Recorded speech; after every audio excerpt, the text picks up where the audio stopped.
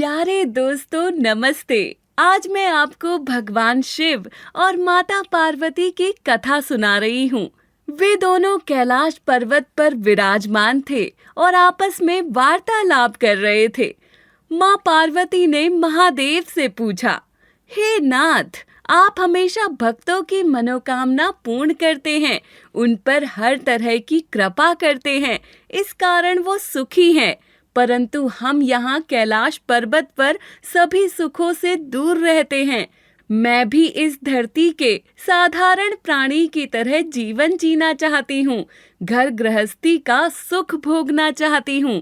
पार्वती की बातें सुनकर शिव जी बोले, तुम संसार में एक सामान्य स्त्री की भांति रहना चाहती हो, पर वहां तो सभी जीव अपने कर्मों के कारण जन्म ग्रहण करते हैं और कर्म का फल भोगते हैं। जो हमें दूर से सुखी और संपन्न प्रतीत होते हैं, उन्हें भी वहां किसी न किसी प्रकार के कष्टों से गुजरना पड़ता है। यदि हम उनके बीच गए तो हमें भी दुख भोगना पड़ेगा। मनुष्य तो कर्मों का फल भोगकर मृत्यु लोक से सर्वलोक की ओर प्रस्थान करते हैं। बहुत समझाने पर पार्वती जी जिद पकड़कर बैठ गईं। तब महादेव को उन्हें साथ लेकर धरती पर जाना पड़ा। उन्होंने एक गरीब किसान दंपत्ति का वेश धारण किया और एक गांव में आ गए। गांव वालों ने उनका परिचय पूछा तो महादेव ने उनको अपना नाम महेश और पार्वती का नाम उमा बताया। उन्होंने कहा, हम लोग बहुत दूर से आए हैं और कुछ दिन इस गांव में रहना चाहते हैं। गांव के एक सेठ ने उन्हें रहने के लिए एक घर दिया और खेत पर मजदूरी के लिए उन्हें नौकरी पर रख लिया। ये बात पार्वती को बुरी लगी, पर कुछ बोल नहीं पाई। अगले दिन सेठ का नौकर उनके घर आया और कहा, सेठ ने तुम्हें खेत में काम करने के लिए बुलाया है। महेश ने कहा, मुझे खेती करना नहीं आता है, मैं कैसे वहां काम करूंगा।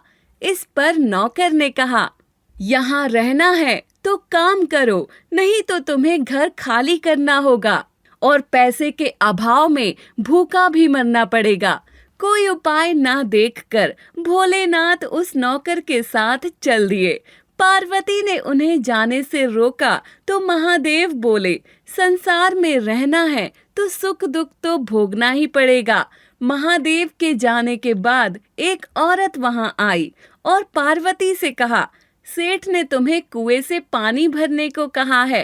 पार्वती जी मटका लेकर कुएं की ओर चल दी और पानी भरकर ले आई।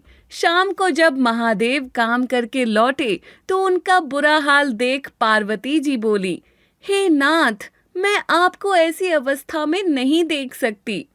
महादेव बोले, तुम्हारे हठ के कारण ही मुझे यहाँ आना पड़ा। अब तो तुम्हें कुछ दिन यहाँ रहकर सांसारिक जीवन का अनुभव करना ही पड़ेगा।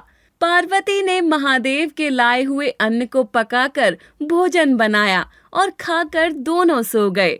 अगले दिन जब महादेव खेत में काम करने के लिए गए तो पार्वती जी गांव में घूमने निकली।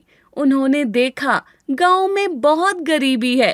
कुछ परिवार में लोगों को एक वक्त का भोजन भी नहीं मिलता है।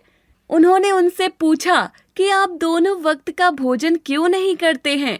परिवार के लोगों ने कहा, हमें मेहनत करके जो अन्न मिलता है वो एक समय के भोजन के लिए पर्याप्त होता है।